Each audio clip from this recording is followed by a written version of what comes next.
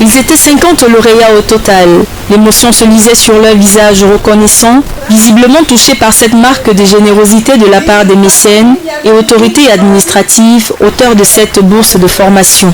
Émue, maman, je suis émue de recevoir cette bourse parce qu'elle va me permettre de suivre une formation en comptabilité informatisée et gestion.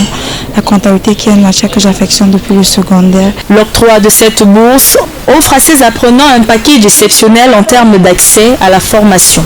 La formation professionnelle aujourd'hui est comme un mythe, juste par les coûts élevés de ces formations.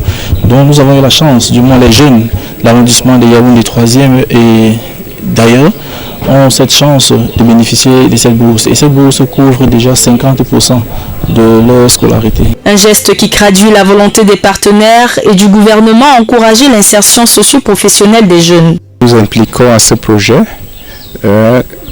pour accompagner la politique gouvernementale de promotion de la formation professionnelle au Cameroun, car elle porte des fruits et elle a des résultats immédiats en termes de productivité des citoyens. Rendue à sa 2e édition, l'IFA, à travers des organismes publics tels que le ministère de l'Emploi et de la Formation professionnelle, donne la possibilité aux jeunes d'apprendre un métier, de se spécialiser, de se rendre performants à travers des stages en entreprise au Cameroun et dans le monde. Et puis encore, assurer à ces derniers une insertion professionnelle. Je suis là beaucoup plus pour faire le pont entre les structures de formation en Allemagne et IFA ici au Cameroun.